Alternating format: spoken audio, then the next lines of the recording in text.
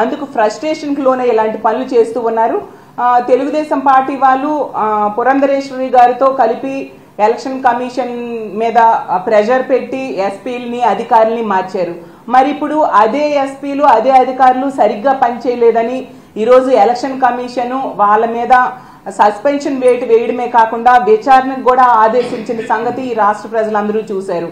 అంటే దీన్ని బట్టి ప్రజలందరూ కూడా అర్థం చేసుకోవాల్సిందిగా కోరుతున్నాను. తెలుగుదేశం పార్టీ నాయకులు ఈ పోలీస్ అధికారులతో కలిపి ఎలాంటి అరాచకాలు సృష్టించారు, ఎలాంటి ఘోరాలు చేశారు అనే విషయాన్ని రాష్ట్ర ప్రజలు తెలుసుకోవాల్సిందిగా కోరుతున్నాను.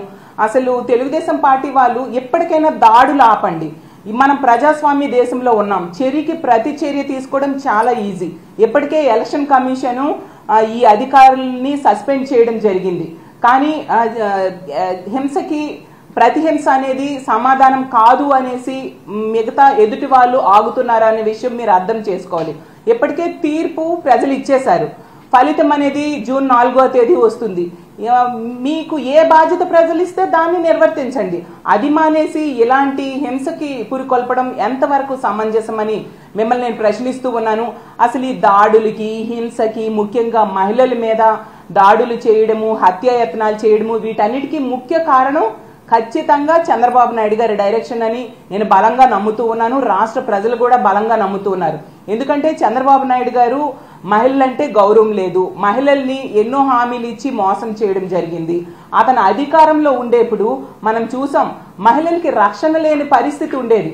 ఒక రిషితేశ్వరి విషయం తీసుకున్నా, ఒక వనజాక్షి విషయం తీసుకున్నా, అలాగే మన పెందుర్తిలో ఒక గిరిజన మహిళకి జుట్టు పట్టుకొని ఈడ్చి కొట్టిన సంగతి మనం చూసాము. అలాగే కాల్ మనీ సెక్స్ ర్యాకెట్ లో ఎంతమంది తెలుగుదేశం పార్టీ గోండాల దౌర్జన్యాలకి మహిళలు బలయ్యారో చూసాము.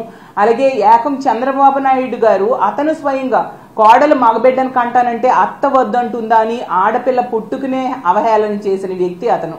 అతని దగ్గర మహిళలకి ఏం గౌరవం ఉంటుంది, మహిళలకి ఏమి రక్షణ ఉంటుంది ఆ విషయం మహిళలకు కూడా తెలుసు. కాబట్టి 2019లో గట్టిగా బుద్ధి చెప్పడం జరిగింది. అలాగే జగనన్న పాలన కూడా మహిళలు చూశారు. జగనన్న మీద ఎంతో నమ్మకంతో ఓటేశారు. చంద్రబాబు నాయుడుతో 2019కి ముందు మోసపోయారు. కాబట్టి మహిళలు జగనన్న మేలు చేస్తాడని నమ్మి ఓటేస్తే ఆ నమ్మకాన్ని నిలబెట్టుకొని ఈరోజు మేనిఫెస్టోలో అంశాలు 99% జగనన్న నెరవేర్చడమే కాకుండా మహిళలకు అగ్రతాంబూలం వేసి ఒక మహిళా పక్షపాత ముఖ్యమంత్రిగా నిలబడడంతో ఈ 24 ఎన్నికల్లో కూడా మహిళలందరూ కూడా ఏకపక్షంగా జగనన్నకి మద్దతు తెలియజేశారు.